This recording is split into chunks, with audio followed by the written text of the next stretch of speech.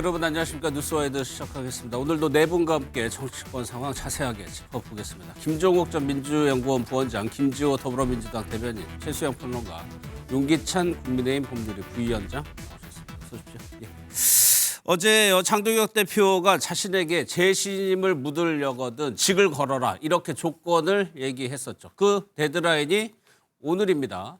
여기에 대해서 당내 분위기가 어떤지 일단 당권파에서는 승부수가 통했다 이렇게 보는 것 같습니다. 장해찬 부원장 얘기 한번 들어보겠습니다. 저는 국민의힘의 온실속 화초 같은 정치인들이 잡초 같은 장동혁을 상대하지 못한다고 생각을 합니다. 그래요?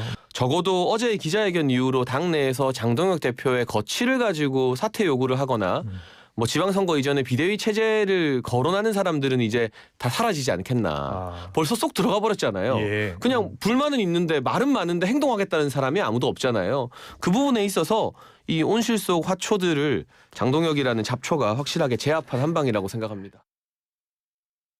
어제 장동혁 대표의 내용을 요약하면 이런 겁니다. 누구라도 재신임 요구하면 전당원 투표해가지고 만약에 부결되면 자기가 국회의원직까지 내려놓겠다고 했지만 다만 요구하는 국회의원이나 단체장은 정치적 책임을 져야 한다라고 했어요. 승부수를 던진 셈이었는데 지금 최수영 평론가가 보시기엔 이게 먹혀들고 있다고 보세요? 어떠세요? 먹혔죠. 그러니까 사실 뭐 예상은 했었어요.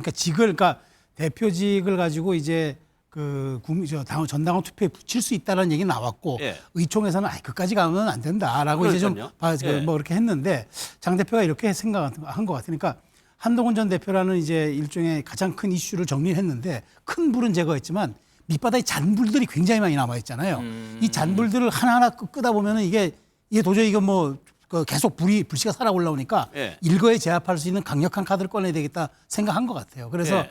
이 대표직 플러스 국회의원직까지 내려놓겠다고 초강수를 둔 거고, 근데 이제 조건절이 있잖아요. 근데 여기에 대해서 문제를 제기하는 사람이 있을 경우에는 내가 투표에 붙이겠고, 있어도 그 사람도 함께 여기에 직을 거는 걸로 하자 얘기했는데, 어쨌든 저는 약간 조건이 있었던 거는 좀 약간 애매는 하지만 예. 그럼에도 불구하고 장 대표가 자신의 국회의원직까지 걸겠다고 얘기한 거는 당에서 더 이상 어떻게 이 문제를 끌고 나갈 수 있는 그런 동력들이 이제는 없어진 걸로 보는 게 맞을 것 같고, 불만은 이제 잠복기에는 접어들었겠지만 네. 이제는 앞으로 그렇다면 주말을 기점으로 장 대표가 빨리 좀 말하자면 중원으로 나갈 수 있게끔 중도 확장 전략을 빨리 좀 해라, 이런 쪽으로 하면 당에 이제 요구들이 좀 빗발칠 것이다. 저는 그렇게 전망합니다. 그러니까 사퇴나 재신임 얘기는 이제 들어가고 예. 방향 설정에 대한 문제 제기. 네. 근데 오늘까지는 뭐 친한계에서 계속적으로 비판을 하고 있는데 이게 윤기찬 부원장님, 그 의총에서 중진들이 그것까지 할 필요 없다, 재신임 물을 것까지는 없다라고 했는데 장 대표가 해야 된다는 의지로 이거를 던진 겁니까? 그러니까 저도 뭐 중진들 의견에 그 공감을 하는데 예. 굳이 이제 재신임 문제를 꺼낼 필요가 있었는가라는 생각을 해요. 그런데 문제는 뭐냐면 이제 두 가지 당내 의견이 있는 것 같아요. 당내, 당 주변에. 그러니까 이 지선에 출마하는 주자들 입장에서 보면 전략적 긴장 관계를 유지해야 되는 입장도 있을 수 있어요. 이건 뭐 실질을 떠나서 어쨌든 세평이나 여론이 그런 게 있으니까 네. 지도부에 대해서 조금 더 중도층을 갔으면 좋겠다라는 여론이 있잖아요. 그러면 당장 여론의 어떤 평가를 받아야 되는 지선 주자들은 어느 정도 당대표에 대해서 정치적인 언어를 통해서 긴장 관계를 유지할 필요는 있지만 네. 문제는 이제 국회의원들 중에 일부가 선거를 앞둔 당 지도부에 대해서 이게 감정적 대응을 한다, 뭐 이렇게 보이는 경우도 있어요. 예컨대 한동훈 전 대표에 대해 징계를 해서 제명을 했으니 당신도 책임지고 나가라. 네. 그냥 뭐 지선이라는 어떤 명분을 내세우지만 지선을 명분을 내세우면 지도부에다가 노선 변경을 촉구할 수는 있어도 예. 사퇴해라 이런 얘기는 사실은 하면 안 되는 거라고 저는 생각을 하거든요. 그런데도 불구하고 지속적으로 사퇴해라. 그래서 재신임해라. 투표해라. 그래서 재신임한다 그러니까 뭐 왜 재신임 투표를 하냐, 사퇴라고 한 거지. 이런 식의 다수의 말장난 같은 일들을 지속적으로 벌이는 것 때문에 예. 저는 장 대표가 이제 도저히 안 되겠다. 논쟁에서 그만두자. 또 소모적인 논쟁으로 계속 가지 말고 서로 간에 뭐 감정풀이, 감정 싸움을 이렇게 접어들지 말고 이제 그만두자. 이런 취지에서 던진 강수가 아니었나 개인적으로 평가합니다. 그러면 그렇게까지 강수를 던질 수 있는 그 이유가 그동안 윤핵관 세력이라고 뭐 칭하는 강성 보수 지지층과 선을 명확하게 긋지는 않았잖아요. 그 덕을 본 거라고 봐야 돼요. 윤호개인 세력과 윤호개인 세력이 누구죠? 저는 개인적으로 윤호개인 세력이라는 것은 윤 대통령 전모 씨 같은 경우 그런 것 같아요. 예. 윤 대통령을 뭐 지키러 왔다. 근데 나머지 당에서 윤 어게인 세력은 있지 않아요. 첫 번째는. 두 번째는 다소 이제 뭐 강경한 어떤 정책을 추구한다 이럴 수는 있는데 네. 그 지지층이 현재 뭐 수치로 나오는 것 아니냐라는 그런 그 수치 확인도 했을 수는 있죠. 또 하나는 정치적 승부수가 될 수도 있는 거죠. 예컨대 어떻게 나올지 모르는 거거든요. 또 하나는 네. 만약에 그 재신임을 했는데 재신임은 되지만 수치가 낮은 경우에는 네. 또 다른 논쟁을 촉발할 수가 있죠. 그런 걸 감수하고 던진 거예요. 어찌 보면. 그런데 거기다 이제 다만이 아까 말씀하신 앵커 말씀하신 이 부분은 그럼 당신도 같이 투표해보자. 재신임에 대해서 요구하시는 분도 같이 투표 올려서 네. 같이 해보자. 당신도 걸어라. 그런 취지의 말로 들리는 것이지 문제 제기하는 사람들 모두 다 당신들도 정치적으로 책임져라. 이런 취지는 아닌 걸로 보여져요. 그러니까 저는 개인적으로 책임을 질 사람은 계속 요구해라. 네. 다만 그 책임 같이 지자. 이런 취지로 보이기 때문에 저는 이 부분이 지도부 본인의 또 직위를 유지한다기보다는 지선 때까지는 어차피 지선 끝나서 선거 나오면 결과 나오면 책임 소재는 본물 터지잖아요. 그러니까 그때의 책임 소재에 대한 네. 왈가왈부는 괜찮은데 네. 지금 지선 앞둔 입장에서 자꾸만 이런 거 갖고 논쟁을 벌이는 것은 이건 사실 당의 자해 아니냐라는 생각을 하지 않았을까라는 생각을 합니다. 예. 친단계에서는 계속적으로 이제 비판을 하고 있습니다. 어떤 내용으로 비판을 하고 있는지 한번 직접 들어보겠습니다. 정치를 하라고 했더니 이 포커판을 만들어버리는 복합판을 만들었다. 당대표의 인식 수준, 자해 정치 수준에 예. 최소한의 기대마저도 물거품이 되는 것 같아서 굉장히 안타까웠고요. 당의 위기에서 정말 지도자의 역할을 기대했던 제 바람이 높았던 것 아닌가 굉장히 예. 자괴감이 좀 많이 들었습니다. 직을 걸라는 대표의 그런 정말 발언들은 아직도 이 상황을 제대로 인식하지 못하고 있구나. 저는 어제 그 장동혁 대표 그 발표문 보면서 윤석열 전 대통령 계엄 포고령 부른 줄 알았어요. 내일까지 나한테 얘기하든가 아니면 입 다물어라고 얘기하는 거하고 그건 너무 폭력적이잖아요. 예. 그리고 누가 도대체 장동혁 대표한테 시한을 정할 수 있는 권한을 줬습니까? 그러니까 저는 내일도 얘기할 겁니다. 당신 물러나라라고 예. 얘기할 겁니다. 이런 폭력적인 권한을 도대체 누가 당대표한테 부여한 겁니까? 말이 안 되고. 두 분의 인터뷰를 보셨는데 공영진 의원 같은 경우는 조폭식 공갈 협박이라고 얘기했고 장동혁 대표 보고 정신 차리라고 얘기를 하고 있습니다. 그러면 아까 잔불정리라는 표현을 쓰셨는데 이런 비판들이 정리되는 수순이라는 거예요. 지금? 그렇습니다. 좀 전에 그 질문하셨잖아요. 예. 강성당원 덕을 본 게 아니냐 얘기를 하는데 이 데이터로 보면은 70만 정도 때 당대표가 취임을 했거든요. 예. 지금 100만 당원이 넘었어요. 근데 예. 그 데이터가 지금 되고 있는데 근데 이게 그럼 장동혁 대표만 보고 온 거냐? 일부 기류는 있겠지만 여러 가지 지방선거 출마자 예정자들이 당원들 끌고 들어온 효과도 이것도 상당수 있을 거예요. 예. 자, 그렇다면 이걸 여기에서 그러면 이제 그 투표율이 60% 100만 당원이면 투표율 60%로 봤을 때 그러면은 60%를 가정했을 때 과반이 되려면 40만 정도가 35만 정도 한 40만 돼야 되잖아요.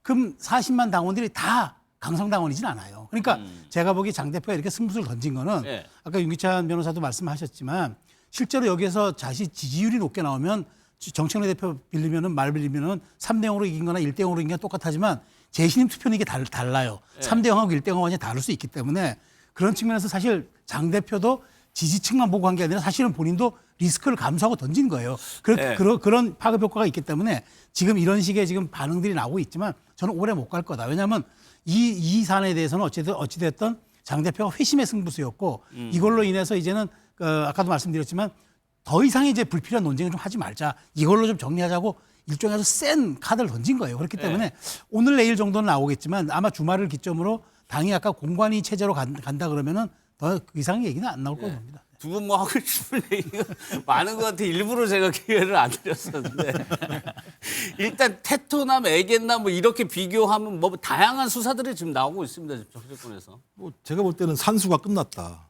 산수. 장동혁 대표 입장에서는 전당원 투표를 하더라도 내가 계산이 다 나왔어. 예. 내가 어차피 이길 거니까 그럼 본인이 계산해서 이길 것 같으면 뭐 한 이틀밖에 안 줍니까?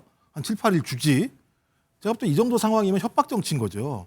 타짜처럼 너 안 나오면 손먹어지 하나 골라라는 얘기나 마찬가지잖아요. 근데 이게 뭐 답변들이나 이렇게 할 수 있는 얘기인 거지. 정당 정치를 하면서 내일까지 나한테 문제 제기하지 않으면 예를 예. 들면 자기의 정치적인 생명을 걸어라 이렇게 얘기하는 건 되게 문제가 있다는 생각이 들고요. 그래서 저는 협박 정치다. 또 하나는 매우 상식적이지 않아요. 이 내용을 보면. 예. 김동혁 대표 같은 사람, 김동혁 전 최고위원 같은 사람에 대해서 탈당 공고했지 않습니까? 그걸로 따지면 예를 들면 고성국 씨 같은 경우 당사에다가 전두환 씨 사진 올리겠다고 얘기했잖아요. 이건 가만히 내버려 둡니까? 그러니까 기준 자체가 다른 거예요. 그러니 많은 사람들이 아니 계속 극우 파시즘 정당으로 가는 거 아니야?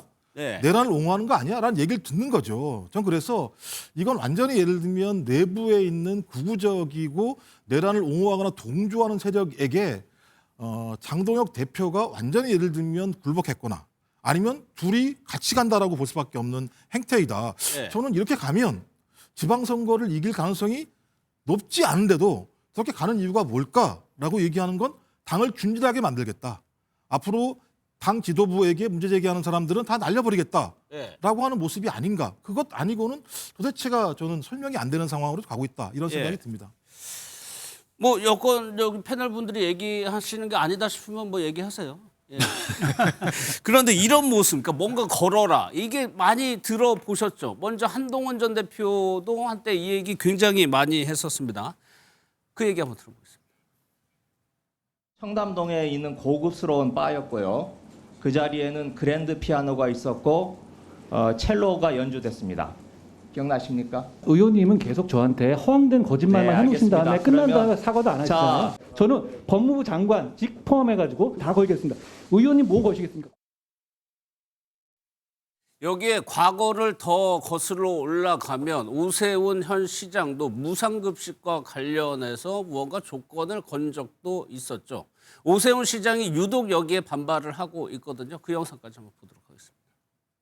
정치적 생명을 걸고 얘기하라고요? 직을 걸라고 했습니다. 직을 걸고 하라? 참 실망스럽네요. 국민 여러분들이 국회의원직을 주셨고 시장직을 주셨습니다. 그 자리를 걸고 당의 노선 변화를 요구해라. 이건 공직에 대한 우리 당 장동혁 대표의 인식을 고스란히 보여주는 거라고 생각합니다. 저는 오늘 시민 여러분께 죄송스럽고 송구스러운 말씀을 드리고자 합니다. 8월 24일 치러질 이번 주민투표 결과에 제 시장직을 걸어서 그 책임을 다하겠습니다.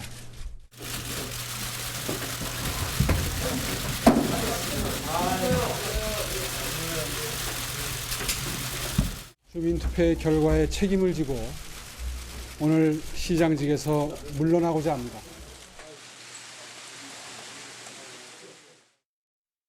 최수영 평론가 먼저 그때 이때 상황 잘 기억나세요? 기억나죠. 생생히 기억나죠. 근데 사실 이제 뭐 정치적으로 저렇게 해서 근데 오세훈 시장이 지금 와서 제가 후회되는 순간을 저때 꼽기도 해요. 그리고 네. 이제 한동훈 전 대표 입장에서도 사실 그때는 이제 본인이 너무 억울하다 보니까 나는 우리가 그러잖아요. 내 거 다 걸고 나는 내가 거기다 정말 나는 관여하지 않았다. 네. 사실 무근이다. 이거 얘기할 때 강조의 의미로 그때는 사실 직을 걸라고 얘기한 것 같은데 지금 장 대표는 약간 결을 달리하죠. 저 때는 오 시장은 정책의 사안이었고 한동훈 전 대표는 무고함을 입증하기 위해서 그 얘기를 쓴 건데 예. 장 대표는 사실상 어찌 보면 러시안 룰렛 게임처럼 그걸 한번 해보자는 이제 그런 얘기다 보니까 지금 당에 논란이 이제 일어나는 거죠. 근데 예. 제가 아까 말씀드린 대로 이렇게 강력한 한 방이 없으면은 당에 저는 뭐 물론 당이 뭐 여러 가지 의견이 나올 수 있는 건강한 정당이라면은 저는 충분히 그런 얘기는 나오는데 예. 근데 이제 이게 약간 궤를 달리하는 게 대표직을 물러나라 비대위 체제로 가자.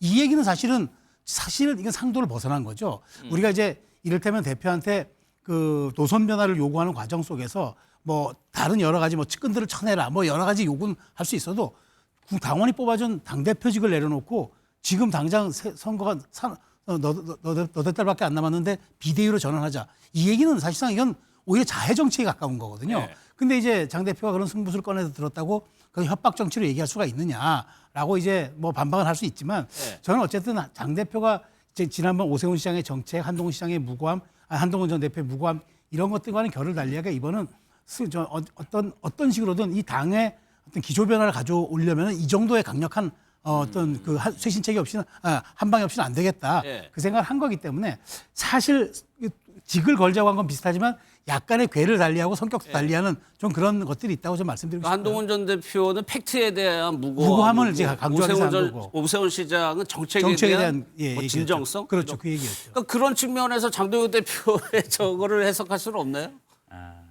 이 정치도 예. 기세 싸움이 반입니다. 기세 싸움.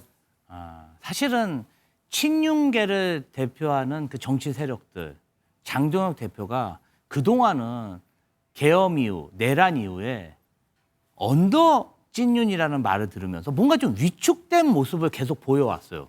그런데 이번에 나도 정말 한번 전당원 투표하자. 예. 나도 직을 걸 테니까 당신들도 직을 걸어라. 이거는 여태까지 언더 친윤의 모습이 아니라 오버 친윤의 모습을 모습을 보였다. 자신감 있는 모습을 보였다. 그럼 이것에 대한 서사는 좀 있어요. 예. 무엇이냐면은 장동혁 대표가 24시간 국회에서 필리버스터를 했죠. 예. 그리고 그것도 공격이 들어오니까 본인이 결사항전의 의지를 보여준 거거든요. 다른 당내 세력을 공격한 게 아니라 본인의 어떠한 그러한 결기를 보여주면서 그때 버텨. 이번에 또 단식으로 또 보여줬잖아요. 예. 그럼으로 인해서 한동훈 전 대표를 제명하는 데서 7대 1대 1 최고위에서 완전 압도를 해버린 거예요. 그 다음부터는 굉장히 자신감이 찼고 제가 봤을 때는 오세훈 서울시장이 자꾸 책임져라 이거에 굉장히 좀 언짢았던 것 같습니다. 그래서 사실은 뭘 걸고 해서 가장 실패적인 사례가 오세훈 서울시장의 서울시장직 사태 아니겠습니까? 네. 그래서 이번에 그 발언을 하면서 오세훈 시장을 탁 찍어가지고 네. 아마도 뭔가 좀 후보자이면서 어떻게 이렇게 당대표를 공격할 수 있냐. 당신도 걸어라. 이렇게 도발을 한 것 같고 결론적으로는 친한 게 당신들이 말은 많지만 나처럼 목숨을 걸고 단식을 해봤냐. 24시간 필리버스터를 해봤냐. 나처럼 당을 위해서 정말 목숨 걸고 직을 걸고 모든 거를 걸어서 이런 결기를 보여줄 수 있느냐는 네. 그런 뭐라 그럴까요? 자신감을 보여줬다 이렇게 봐야죠. 그래서 그거를 요즘 테토남이라고 그러는데요. 뭐 모르겠습니다. 이제 언더 찐윤이 오버 찐윤 됐다. 저는 그렇게 평가합니다. 예, 그래서 친한계를 이거 참 설명도 해드려야 되는데 저도 정확히 몰라. 아무튼 애견남이라고. 그러면 윤기천 변호사 이런 해석이요. 한동훈 전 대표도 이렇게 대응한 적이 있고 오세훈 시장도 있어요. 근데 두 사람이 지금 가장 강하게 장동혁 대표를 흔들고 있는 사람이다 보니까 똑같은 방식으로 제시한 거 아니냐는 해석에 대해서. 일단은 이제 두 사람 양측이 그 장동혁 대표에 대해서 비슷한 수준의 뭔가 정치적 요구를 한 건 맞죠. 예. 근데 오세훈 시장의 경우에는 그 서울시장 지선 주자로서의 어떤 위치가 있어요. 그러니까 지선 주자로서의 위치에서 수도권에서의 선거를 치르려 그러면 우리가 소위 중도층의 지지를 받아야 되는데 중도층의 지지 관련해서 당의 어떤 세력에 대한 수치가 나오잖아요. 예. 그렇다 보니까 저렇게 어떤 전략적 동기에서 그렇게 할 수가 있죠. 그런데 한동훈 전 대표 측 분들은 사실은 주자로 나선 분이 없는 상황이에요. 그렇다면 그 한동훈 전 대표의 제명에 대한 감정적 대응이라는 오해를 살만하죠. 그러니까 전략이 없어 보인다는 거예요. 예를 들면 한지아 의원 같은 경우에는 또 재신임 하려고 했더니 우리가 언제 재신임 요구했냐, 당신 사퇴해라. 예. 그러니까 이게 뭔가 다소의 말장난 같은 느낌이 좀 있고 당의 앞길이나 과연 지선에서의 성과에 관심이 있는지에 대해서 당원하는 사람으로서 좀 의구심이 있다는 생각이 들어요. 예. 아니면 기조변환 촉구 이런 것들은 괜찮아요. 그건 얼마든지 예를 들어서 장동혁 대표가 모 인사들이 기조변환 촉구를 한다든가 특정한 것을 요구한다 사퇴 말고 그랬을 때 저런 요구를 했으면 저건 문제가 있는 거죠. 그렇게 하면 당신 집 걸고 나한테 건의해라. 이거 있을 수 없는 얘기죠. 그런데 사퇴하라는 거 이 신임 투표하라는 건 사퇴하라는 소리 아니겠어요? 네. 그렇다면 사퇴하라는 것에 대해서는 저렇게 대응하는 게 맞다고 보고 그러나 기조전환 요구에 대한 목소리는 계속 있어도 된다. 그 부분은 국민들이 여러 가지 평가를 하는 포인트이기 때문에 저는 그런 방향으로 당이 운영돼 가는 것이 건전한 것이고 제가 한 가지만 말씀드리면 네. 한동훈 대표 때 그 당시에 당원 게시판에 대해서 진상규명해달라 할 때 그 주변에 있는 분들이 뭐라 그랬냐면 당대표 흔들지 마라. 진상규명 요구했는데도 당대표 흔들지 말아였어요. 네. 그리고 당대표 끌어내리려고 하는 것이다. 맨날 그런 음모론 얘기했잖아요. 근데 지금에 와서 저런 얘기 왜 하는 거죠 도대체? 그러니까 저는 일정한 수준까지는 당내에서 민주적인 의견 개진이라고 볼 수 있지만 지금 약간 도를 넘으려고 하고 있어요. 그래서 선거 목전에 두고 예. 조금 자중했으면 좋겠다 싶습니다. 그러니까 거치에 대한 논란만 없어진 거 아니냐라고 생각을 했는데 오히려 노선 변경이나 기조 변경에 대한 목소리는 받아들일 수 있다는 취지네요. 애견남이 그 여성스러운 남성이라고 아까 저희가 이제 그래픽을 통해서 좀 보여드렸습니다. 오늘까지 데드라인을 정했습니다. 장동혁 대표가 오늘까지 직을 걸고 요구해라. 여기에 대해서 장동혁 대표가 직접 답을 한 게 있습니다. 한번 들어보겠습니다.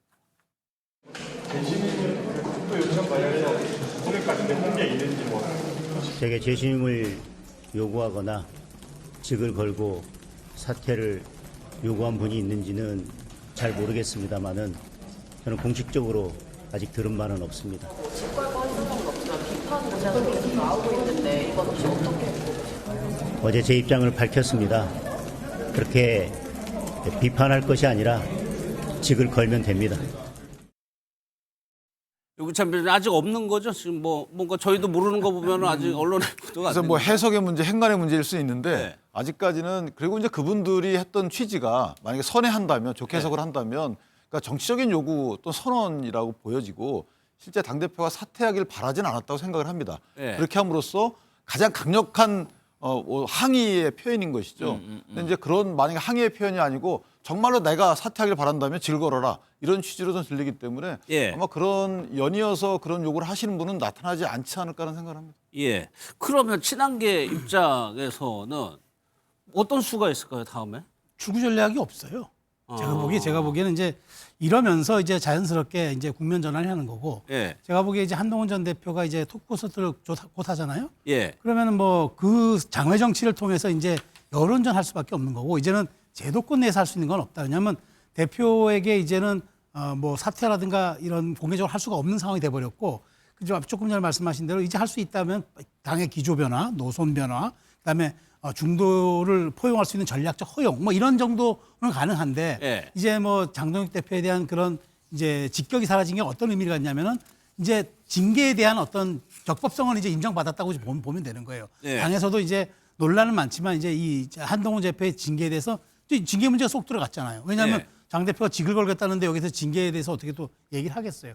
그런 측면에서 놓고 보면 이제는 친한계와 한동훈 전 대표 입장에서는 이제 당분간은 장외 정치를 통해서 여론전을 하다가 예. 결국에 이제 고민된 지점은 이럴 거예요. 6월 선거에 자리가 나면은 출마할 거냐 말 거냐. 근데 저는 이 상황에서 일부 친한계 인사들은 아니 어떻게 퇴학시켜놓고 검정고시도 못 보게 하냐고 이렇게 얘기를 하지만 실질적으로 그 정치적인 여러 가지 손익 계산을 보거나 한 대표 여러 가지 정치적 미래를 봤을 때는 조금 텀을 갖는 게 휴식을 갖는 게 맞기 때문에 저는 이제는 점점 페이드 아웃 국면으로 갈 것이다라고 저는 생각을 합니다.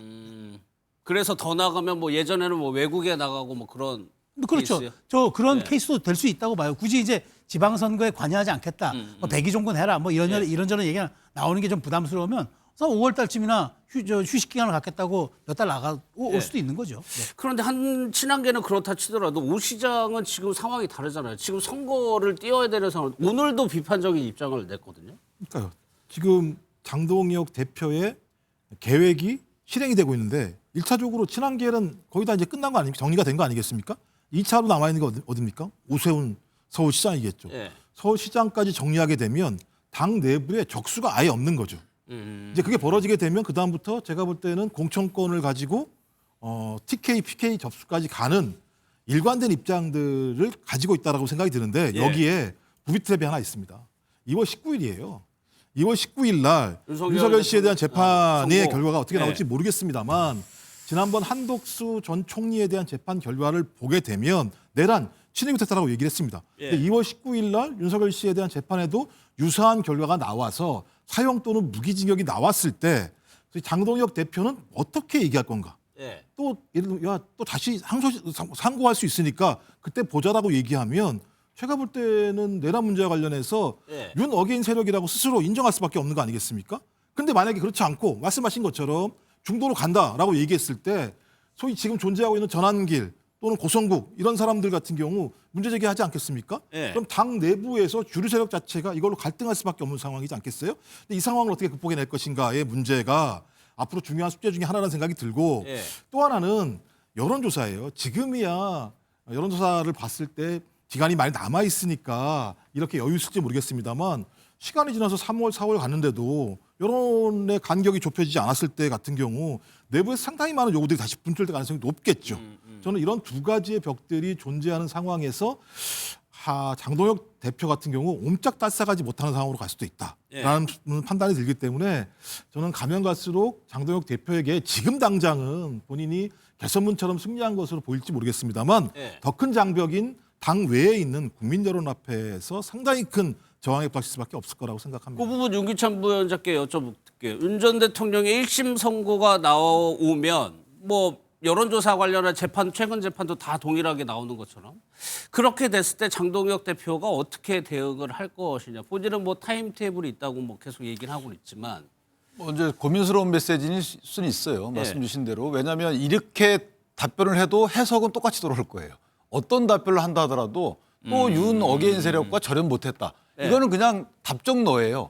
지금 민주당의 답변이나 당내 일부 세력의 기조는 어떻게 장동혁 대표 그때 과거에 잘못된 이거 절연하겠다 얘기했잖아요. 근데도 이거 그 사과 아니라고 하잖아요. 그다음에 뭐 윤 전 대통령과 절연을 선언하지 않은 거라고 하잖아요. 어떤 말을 한다 하더라도 욕하지 않는 한, 윤 전 대통령한테 쌍욕을 하지 않는 한 똑같은 평가를 할 거예요. 그리고 저 모든 재판에 있어서 끝까지 보자. 항소심 남아있다 이렇게 얘기하는 게 옹호하는 건가요? 그럼 여태까지 모든 부패 재판 결과에 대해서 민주당은 다 옹호했던 건가요? 아니잖아요. 그러니까 일반적인 정치인으로서 중립적인 역할을 한 거예요. 사법부를 비판하지 않기 위해서 또는 사법부를 옹호하지 않기 위해서 사법부에 대한 평을 자제하는 이런 자세로 정치인들이 여태껏 해왔어요. 최근에 와서만 사법부를 갈등의 도구로 끌어들였죠. 그러니까 어떤 것이 더 저는 참신한 요구인지 또는 원래 모범 답안인지는 저는 모범 답안이라는 것은 사법부의 판단을 존중해 주는 거예요. 그런데 여기에 대해서 어떤 판단을 어떤 말을 한다 하더라도 그거는 답정너식의 평가 들어올 것이다. 아니 근데요. 그러니까 정치의 상대가 민주당만 있는 건 아니잖아요. 그러니까 민주당만 보고 국민의힘이 정치하는 건 아니잖아요. 국민 여론이 매우 중요하잖아요. 내란 이후부터 일관되게 내란 문제와 관련해서 국민의힘이 절연하지 못한다고 생각하는 국민 여론이 높단 말이에요. 어떻게 하면 절연하는 거예요? 뭐라고? 어떻게 하면 절연하는 거예요? 제가 말씀드렸잖아요. 방법을 빌어보세요. 본인이 절연하겠다 사과해놓고 뭐라고 합니까? 내란 문제를 옹호하는 사람들을 주요한 자리에 앉혀요. 그럼 이걸 우리가 어떻게 이해합니까? 누구를 앉혔어요? 예를 옹호하는 사람 누구를 최고위원회 문제나 싸우진 마시고 누구를 앉혔어요? 장해찬 씨가 내란 옹호했어요? 제가 말하고 있는데 말할 시간을 아니 주시고 손해배상 당해요. 진짜 정확히 얘기를 해요. 공당에 대해서 제가 정리할게요. 여기 듣고 이제 유기찬 부위원장님 얘기 드릴게요. 아니 왜 제가 말씀드리는 상황 관련해서 이게 제 개인적인 생각입니까? 예를 들면 조광한 최고가 지금까지 본인이 했던 얘기들이 분명히 있는 것이고 조광한 최고가 내란 옹호했어요? 제가 지금 얘기하고 있지 않습니까? 아니 말씀을 하실 때 정확히 이거는 평가적인 건데 극단적인 평가잖아요. 그러니까 그게 저희가 극단적이라고 주관적인 의사 영역에서 얘기하시는 건 좋은데 국민의 인사 누가 어떤 말을 함으로써 내란을 옹호했는지 그걸 얘기해 보세요. 예를 들면 12월 3일 날 다시 깨어났다라고 얘기하는 사람 미디어 대변인으로 그게 앉히면 내란 옹호예요, 그게? 그게 내란 옹호 아닙니까? 12월 3일 날 왜 다시 태어납니까?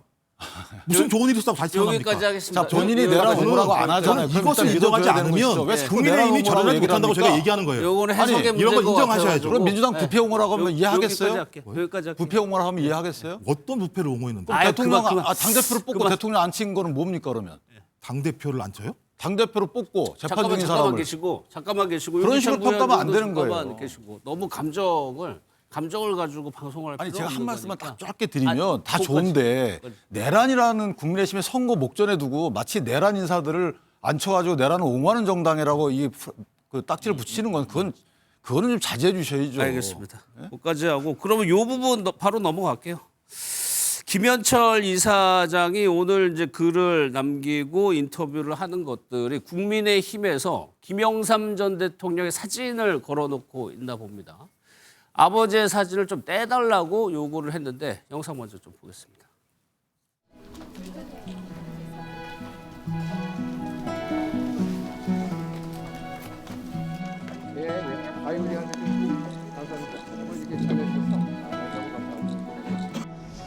부당한 제명을 당하면서 달그의 목을 비틀어도 새벽은 온다고 했던 김영삼 대통령님 말씀처럼 꺾이지 않는 마음으로 국민 믿고 계속 가겠습니다. 아버님이 추구해오신 정치가 통합과 화합의 정치인데 우리 국힘도 이제 더 이상 이렇게 분열을 할 것이 아니라 진짜 더 센 정치를 좀 했으면 좋겠어요. 민주당도 그렇고 국민의힘도 그렇고 대통령을 많이 배출했죠. 그래서 당사에 가면은 사진들을 걸어 놓는데 이 사진이 지금 논란이 되고 있습니다. 아, 유기찬 부위원장께 뭐 질문하기가 좀 무섭네요. 그래도 당에 계시니까. 김현철 이사장이 이 사진 떼달라라고 하면 당에서는 이거 어떻게 처리합니까? 뭐 기조 변화를 촉구했다 이 정도로 이해를 하는데 네. 당에 지금 세 분이 걸려 있어요. 아시다시피 박정희 전 대통령과 김영삼 전 대통령 그리고 한 분은 누구죠? 기억이 안 나는데. 이승만 전 대통령. 근데 김영삼 전 대통령의 이제 그 아드님으로서 여러 가지 정치적인 의사표현을 할 수가 있지만 문제는 뭐냐면 김영삼 전 대통령의 정치적인 유산까지 상속한 분은 아니에요. 그럼 네. 뭐 재산을 상속했다. 이건 뭐 이해를 하겠는데 김영삼 전 대통령이 걸어온 길에 대해서 본인이 이거 절대적으로 다 본인 건가요? 그러니까 이 김영삼 전 대통령의 정치적인 이력에 대한 해석을 국민이 다 할 수 있는 거죠. 예. 근데 본인이 그걸 띠라 마라 할 뭐 입장은 아닌 것 같고 다만 제가 좋게 해석을 한다 그러면 국내심이 본인 입장에서 볼 때 김영삼 전 대통령이 걸어왔던 길과 현재 국내심의 입장이 또는 그 국민적 평가가 맞지 않다. 이런 아쉬움이 있다. 그러니까 잘해달라. 이런 취지로 이해를 하고 예. 여기서 만약에 특정 계파의 어떤 주장과 그 행보에 같이 하면서 그런 말씀을 하셨다면 더욱 부적절하죠. 김영삼 전 대통령은 3당 합당을 통해서 정치 세력을 합친 분이잖아요. 예. 그런데 만약에 지금 갈등을 지향해야 된다고 말씀 주시지만 며칠의 행보를 보면 예. 본인의 갈등의 중심에 서 있는 의도적인지 실수인지 몰라도 예. 그런 발언을 하신 게 아닌가라는 아쉬움이 좀 있어요. 그래서 그게 한동훈 전 대표하고 며칠 전에 같이 있던 그러면서 모습 한동훈 때문인 거죠? 대표에 관한 언급을 하시면서 이제 그런 처음 이런 얘기를 하신 거거든요. 예. 그래서 저런 부분은 좀 아쉬움이 있다라고 해서 그런 오해가 있을 수 있으니 앞으로 언행을 하실 땐 그런 해석이 가능하다는 부분을 염두에서 했으면 좋겠다. 이렇게 생각합니다. 그런데 뭐 아들이 아버지 사진 떼달라고 하는 그거 자체가 그러니까 국민의힘 그 모습을 좀 보여주는 것 같기도 하고요. 사실 뭐 존영이 지금 화두로 등장한 이 정치가 과연 이게 지금 맞는 정치인가? 근데 네. 지금 그 일각에서 당의 지금 고성국 유튜버라든가 지금 전한길 씨 이런 분들이 주장하고 있는 게 이른바 체제 전쟁이에요. 이 체제 전쟁. 그러니까 다시 말해서 우리가 이제 뭐 중도 확장도 다 좋지만 우리가 우리의 정체성을 정하지 못하고 외연 확장을 나가는 건 의미가 없다 이런 얘기를 하는 건데. 네. 그래서 이제 이승만, 박정희 이제 아까 얘기한 대로 김영삼 전 대통령 세 분만 걸어놓고 이명박 대통령, 박근혜 대통령 전부 이제 걸어놓지 않은 상태란 말이에요. 근데 이제 여기에서 이제 전두환, 노태우 사진을 걸자고 하는 이 와중에 이제 논란이 발생했는데 저는 예. 근데 당대표가 뭐라 했습니까? 저는 여기에 대해서 고성국 씨가 요구를 했고 전환기 씨가 영합을 하고 요구했지만 당대표가 여기에 응답했습니까? 그러니까 저는 우리가 그러잖아요. 침묵 떠나의 메시지라고. 그러니까 말하지 않음으로써 그 질문에 답하지 않은 거예요. 그러니까 우리가 그런 얘기 하잖아요. 질문이 성립이 안 될 때는 굳이 답변 안 하잖아요. 예. 근데 그걸 가지고 그 무응답이 곧 동조한 거라고 얘기해서 우리 아버지 사진 떼라. 라고 얘기하는 게 아들이기 때문에 물론 이제 아버지와 아들이라는 특수관계, 부자관계는 있지만 예. 이건 지금 정당에서의 정체성과 역사성을 가지고 논쟁을 벌이는 과정인데 그렇게 쉽게 우리 아버지 사진 떼세요. 라고 할 수 있는 사안은 아닌 것이다. 지금 당이 사실 어찌 보면은 약간의 이렇게 내용에 접어든 거는 윤 전 대통령에 대한 평가 문제도 있지만 어찌 보면은 보수 정당의 정체성과 가치를 어떻게 찾아야 되냐 이 논쟁도 사실 있는 거란 말이에요. 예. 이 속에서 이제 고성국 씨 같은 경우에는 존형 정치를 들고 나오면서 당의 정체성 얘기를 하는 건데 그 장동혁 대표 생각은 좀 다른 것 같아요. 체제 전쟁으로 보긴 하지만 예. 자유민주주의 가치를 우리가 어떻게 더 실현해서 국민의 마음을 얻을 것이냐 이쪽에 지금 방점이 찍혀 있는데 결이 완전히 다른데 그걸 가지고 마치 이제 동조했다고 얘기하면 사진 떼달라 얘기하는 건 이건 과하죠. 그렇기 때문에 그리고 말 그대로 김영삼 전 대통령의 사진은 이른바 여권에서는 우리 국가에서는 공공재입니다. 그런데 이걸 가지고 마치 이제 사적 유물 뭐 다루듯이 얘기하는 것도 저는 별로 그렇게 썩 온당해 보이진 않다는 생각이 들어요. 사실 이 논쟁이 이제 유튜브 고성국 씨가 노태우, 전두환 씨 사진 걸자라고 하면서 이제 촉발이 된 측면이 있는데 오늘 국민의힘 서울시당에서 고성국 박사의 징계 심사를 착수한다는 지금 단독 보도가 나왔습니다. 과거 영상을 좀 보도록 하겠습니다.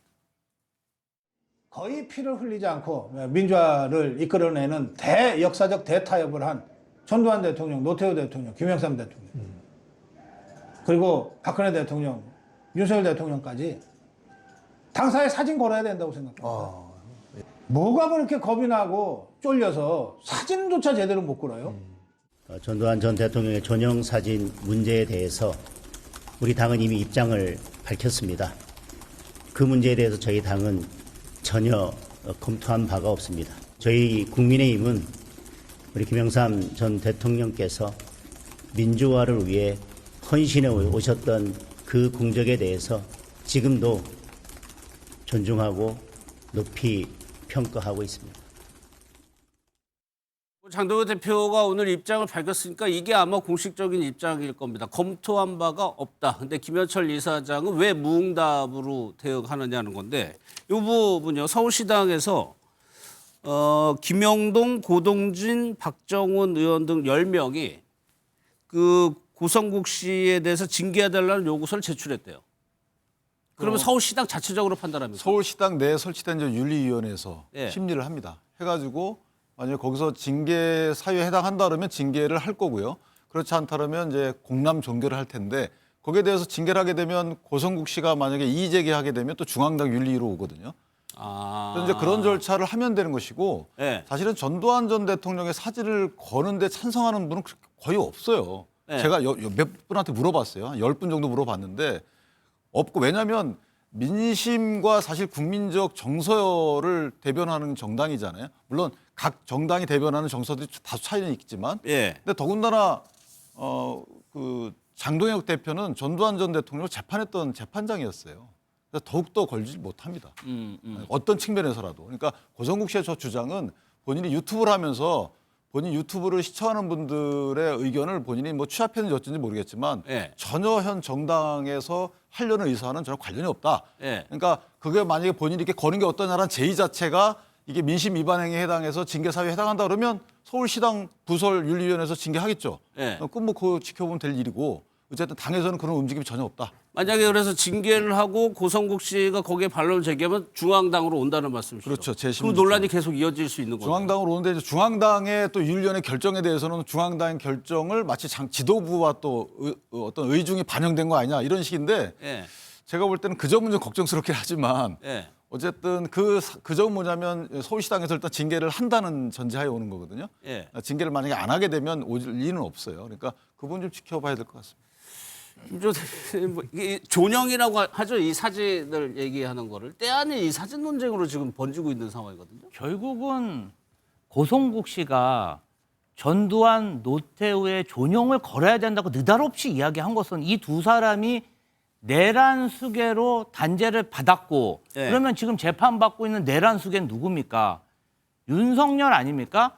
그러면 윤석열, 윤 어게인 세력들이 이렇게 이야기를 하고 있다는 것인데 뭔가 어필을 하고 있어요. 우리 당의 정체성은 전두환, 노태우, 윤석열이다. 근데 이와 관련해서 지금 장동혁 대표는 우리는 뭐 이야기한 적이 없다. 입장이 없다. 이런 걸 기대하는 게 아니죠. 그게 무슨 말도 안 되는 얘기냐. 우리의 정체성은 김영삼이다. 과거 신한국당 시절에도 신한국당 사무총장이 노태우 전두환의 내란 수괴 유죄에 대해서 통렬히 그 두 사람을 비판하고 반성하는 그런 입장을 냈습니다. 그러면 지금 사실상 윤석열 내란 수괴 피의자에 대해서 1심 판결이 나왔고 여러 내란 관련 판결에 대해서 국민의힘이 논평을 내고 입장을 내고 이 역사와 단절하는 모습을 보여야 되는데 입장이 없습니다. 입장이 없는 게 입장입니다. 이런 애매모호한 태도를 보이고 있고 존중한다고 했죠. 더 나아가서 고성국 씨가 이런 보수 세력의 스몰 스피커나 그냥 뭐 일개 유튜버에 불과하다면 그냥 넘어갈 텐데 고성국이 얘기하면 현실이 돼요. 고성국이 배현진, 정성국을 제명하라 그러면 득달같이 당협위원장들이 제명 서류를 내고 그리고 고성국이 직을 걸고 한번 제안해봐라. 그러면 당대표가 직을 걸고 나도 직을 걸 테니 뭐 투표하자. 이런 얘기들이 고성국, 장해찬, 박민영이 얘기하면 현실이 되다 보니까 아무래도 친한계나 김현철 씨가 좀 반발하고 반론을 제기하고 있는 게 아닌가 그런 생각이 듭니다. 그래도 이름 뒤에는 뭐 씨라든가 직함을 좀 좋으실 것 같아요. 그러니까 고성국 씨의 영향력이 국민의힘 내에서 어느 정도나 되는 거냐. 이거는 진영에 따라서 보는 시각이 또 다를 수도 있는 거고요. 영상을 한번 보도록 하겠습니다. 배현진이 쫓아내달라는 요청들이 뭐 너무 많아요. 이번 배현진의 경우에는 이거 그냥 놔둬도 진짜 안 되겠다. 이 정성국에 의해서 가해진 이 언어폭력, 폐륜적 막말에 대해서는 가장 엄중한 당의 조치, 의원직 사퇴와 제명, 이 조치가 신속히 이루어져야 된다고 생각합니다. 그 고성국 씨가 계속적으로 누구를 찍어내라, 누구를 제명해라 이런 얘기를 하고 있잖아요. 네. 근데 그 예언대로 지금 가고 있어요. 예언대로 하고 있다는 김종혁 전 최고의 얘기가 이제 시간 순으로 보면 이렇게 됩니다. 이제 배현진 의원에 대해 제명을 언급하고 이틀 뒤에 제소가 되고 정성국 의원의 제명도 이렇게 시간 순으로 일단은 되고 있는데 이게 이제 인과관계가 있다라고 주장인데 실질적으로 보수 진영 내에서 유튜버 고성국 씨의 영향력을 어느 정도로 봐야 돼요? 저는 과대평가됐다고 봐요. 너무 과대평가를 해요. 그러니까 고성국 씨가 사실 이제 뭐 얘기를 하면서 그런 표현을 쓰잖아요. 지지자들의 지금 우리 여기 청취자들의 여러 가지 이제 의견들이 많이 들어온다고 얘기하는데 그 분들의 뭐 의견인지 아니면 본인 개인의 생각인지 저는 모르겠어요. 네. 저도 뭐 제가 시청하지 않았으니까. 그런데 어쨌든 그걸 빌미로 얘기하면은 당원들의 요구라는 얘기잖아요. 근데 그게 뭐 입증이 안 되는데 당원의 요구인지 개인의 요구사항인지 그게 입증이 안 되는데 당이 응답할 리가 있나요? 근데 이렇게 얘기하는 건 좀 그거 같아요. 지금 사실 정성국 의원이나 배현진 의원은 논란의 중심에 섰어요. 이슈의 중심에 있었단 말이에요. 왜냐하면 의총에서 가장 주목받은 거는 정성국 의원과 조강한 최고였고 배현진 의원은 최근 들어서 늘 논란의 중심에 섰단 말이에요. 그러다 보니까 아무래도 그 얘기를 끄집어내서 얘기를 한 게 마치 이제 말하자면 찍어서 이 사람들을 뭐 징계하라고 얘기했던 고성국 씨에 따라가는 듯한 모습을 비춰지는데 이들이 그 당시에 이슈의 중심에 있었다는 거죠. 근데 그걸 가지고 너무 이렇게 과하게 해석하는데 저는 모르겠습니다. 민주당도 이제 뭐 제가 뭐 민주당 비교하는 건 아니지만 김어준 씨한테 너무 휘둘리다 보니까 고성국 씨도 이렇게 야권을 너무 뒤흔드는 것 아니냐 이런 식으로 자꾸 추론을 하는 것 같은데 제가 보기에 그건 너무 과한 망상이고요. 지금 사실 뭐 고성국 씨가 얘기한다고 그 예언대로 진행된다. 물론 김종혁 전 최고도 그렇게 말씀을 하지만 전 그렇게 보기에는 이거는 합리적이지 못하다. 오히려 고성국 씨가 강성 당원들의 이름을 조금 팔아서 본인이 자기 장사라는 표현은 제가 좀 그렇습니다만은 자기 홍보에 조금 좀 과하게 적용하는 것 아니냐. 전 그런 의심이 들어요. 요게 또 하나가 있네요. 장해찬 부위원장이 이제 고성국 TV에 나와서 재신임을 요구하면 직을 걸고 하고 나서 또 장동혁 대표가 그 똑같은 얘기를 했다. 뭐 똑같은 비슷한 답변 하실 것 같긴 한데 장해찬 지금 뭐 부원장 이 사람은 저 얘기를 많이 했어요. 본인이 또 다른 유튜브도 많이 하거든요. 그러니까 고성국 씨 앞에 가서 처음 한 얘기가 아니고 많은 이제 박민영하고 같이 진행하는 유튜브에서도 유사한 말을 했고 이게 뭐 첫 주장은 아니에요. 그러니까 저는 뭐 그 몇 분이 저렇게 자꾸 고성국 씨 얘기를 하니까 고성국 씨를 키워준 꼴이 되는 것이죠. 고성국 씨가 지금 처음 유튜브를 하는 건 아니고 황교안 전 대표 시절부터 지속적으로 방송 활동부터 해왔거든요. 그러니까 저는 오랫동안 화면을 통해서 봤던 분이에요. 근데 요즘에 갑자기 마치 그 우리 국내힘 정당이 고성국 씨한테 휘둘리는 것처럼 이런 프레임을 강하게 작동시키는 저는 그러지 않다고 봅니다. 오히려 이렇게 하는 것이 저는 그 여론이 좀 왜곡되는 길이고 지방선거 임박해가지고 그럼 마치 고성국 TV에 나가서 본인이 여러 가지 멘트를 하게 되면 이것이 여론에 반영이 되는 듯한 이런 식의 메커니즘을 만들어주는 거잖아요. 저는 그건 되게 안 좋다고 봅니다. 뭐 공영방송도 아니고 유튜브라는 건 본인들의 어떤 그 기조가 있는 거잖아요. 그 기조에 따라서 움직이는 이 방송에 뭐 공정당을 연결시켜서 마치 이게 일체화하는 저는 이건 바람직하지 않아요. 그래서 아까 말씀 주신 대로 제가 김원준 씨 말은 많이 들었지만 김원준 씨하고 민주당처럼 그런 식으로 같이 뭐 상당히 기조가 움직이는 거기에 비춰보면은 저는 지금 처음 시작하신 분이죠. 그래서 개인적으로 그거는 민주당도 그렇고 국민의힘도 그렇고 특정 유튜버와 연관시켜서 하는 부분은 정당이라는 것은 국민 겁니다. 그래서 그런 시도는 전 옳지 않다 이렇게 봅니다.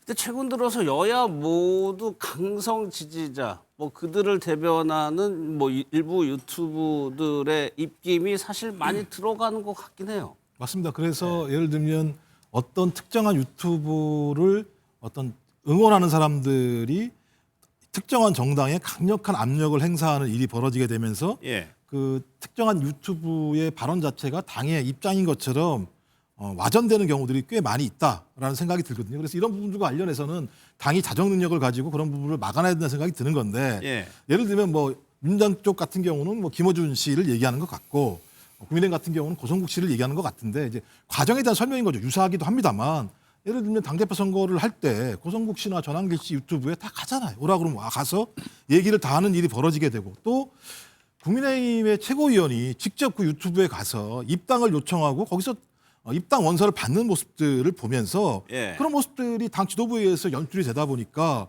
고성국 씨가 상당히 지도부와 밀착돼 있구나. 매우 힘이 세구나라고 얘기를 했었고 그 유튜브에서 고성국 씨가 얘기를 하면 그 일이 현실로 벌어지니 예. 아무리 내부에서 아니라고 얘기할지라도 그런 부분과 관련된 의구심들을 떨칠 수가 없었고 그 방향과 관련해서 예를 들면 전두환 씨 사진을 올리자라는 것 같이 얘기를 한다라고 하는 건 예. 사법부가 내란으로 판정해서 유죄를 낸 사람조차도 소위 다시 복권시키자라는 얘기로 들리니 지금의 윤석열 씨의 재판이 이루어지는 상황에서 국민의힘이라고 하는 당이 소위 그 내란이라고 하는 프레임 속에 계속 갇혀 있는 것이 아닌가라고 하는 의구심을 갖게 하는 대목이니까 계속 예. 비판적인 문제제기를 하는 거죠. 이제 장동혁 대표가 아까 이제 최수영 평론가 말씀하신 거 노선의 변경, 중도층으로 가는 뭐 방향. 오세훈 시장이 오늘 당심에 갇혀서 민심을 보지 못하면 결국 패배한다. 이런 얘기를 계속 강조하는 상황에서 당의 당명이라든가 강령이라든가 이것도 어느 정도 보수적인 색채를 띠느냐 평가할 수가 있는 거거든요. 네. 좀 더 중도층으로 그런 게 가는 분위기는 아니잖아요, 지금. 그렇죠. 제가 그 말씀드렸잖아요. 장동혁 대표도 사실 어찌 보면 지금을 체제 전쟁으로 인식하고 있는데 네. 다만 이제 저쪽 결과는 다르게 자유민주주의와 시장 가치를 중심으로 하는 그런 이제 보수의 정체성을 강화하는 거죠. 근데 거기에 강령이라든가 지금 당명 같은 경우는 근데 당의 이름을 가지고 예를 들어서 공화가 들어갔다. 뭐 다른 게 들어갔다 해서 이게 보수로서의 회귀, 그러니까 과거로의 회귀다 이렇게 평가하는 건 안 되잖아요. 네. 이름을 하나 가지고 공화란 말이 얼마나 좋습니까? 뭐 당명 정해진 건 아니지만 정말 말 그대로 민주당도 공화의 가치를 실현하는 그런 다 정당들이잖아요. 그러니까 저는 그건 별도로 보고 다만 강령에서 경제 민주화를 빼거나 뭐 다른 걸 얘기를 하는 과정들이 있다 그러면은 그 부분은 이제 해석의 여진이 있을 수 있는데 제가 보기에 그걸 가지고 이게 중도 소구력을 포기했다. 그다음에 뭐 이거 중원 확장을 하는데 이게 저해 요인이다. 그렇게 보기는 어렵고 예. 저는 제가 어떻게 생각하냐면은 장동혁 대표가 임무를 통해서 저는 이번에 어쩌면 구현할 가능성이 크다. 임무를 통해서 그런 측면을 우리가 좀 주목해 봐야 되지 않을까 싶어요. 알겠습니다. 이제 민주당 상황을 살펴볼 텐데 오늘 또 최고위원회에서요. 합당 일정과 방식이 담긴 문건이 유출됐다고 표현을 할까? 일단 대회비라고 하는데 그것 때문에 최고위에서 오늘 또 날선 발언들이 오갔습니다. 영상 보겠습니다. 이번 합당 제안이 처음부터 결론을 정해놓은 답정너 합당이었다라는 정황이 드러났습니다. 밀실졸속 합당 의혹에 대해 당원에게 공식 사과해야 합니다. 그야말로 이 문건이 사실이라면 밀당을 한 겁니다. 합당 미략이죠. 저는 이 부분에 대해서 전적으로 대표가 책임져야 된다고 생각합니다. 정식 회의에 보고되지도 않고 또 논의되지도 않고 실행되지도 않았던 이런 실무자의 작성 문건이 유출되는 일종의 사고가 있었습니다. 이 부분에 대해서는 누가 그랬는지 엄정하게 조사해 주시고 책임을 좀 물어야 되지 않을까 그런 생각이 듭니다. 최고위원들이 반발하고 정청래 대표가 이제 설명하고 해명하는 장면까지 보셨는데 이런 제목의 문건입니다. 합당 절차 및 추진 일정 검토안. 이걸 대외비 문서라고 보도를 했던데 일단 김지호 대표 대외비 문서라고 하는 건 외부로 유출이 되면 안 되는 보안 문서를 얘기하는 거잖아요. 그렇죠. 예. 이제 지금 조승래 사무총장의 설명은 예. 당 대표가 합당 제의를 했고 이것에 대해서 뭐 최고 회의든 당의 주요한 인사들이 참여한 회의가 진행될 테니 예. 어떤 방식으로 합당이 진행될지 회의 자료로 준비를 하라 이렇게 사무처에 지시를 했고 그 사무처에서 저런 문건을 만들긴 만들었으나 예. 이것이 정청래 당대표나 최고위원들에게는 보고되지 않은 문건이다. 자체 검토안이다. 이렇게 지금 밝히고 있습니다. 그런데 지금 이 내용이 사실은 최고위원들한테 뭔가 이 합당 관련해서 논의가 진행되는 과정에 먼저 공개됐으면 괜찮은데 네. 최고위원들이 지금 반대를 하고 있는 상황에서 언론에 먼저 공개되다 보니까 그렇죠. 네.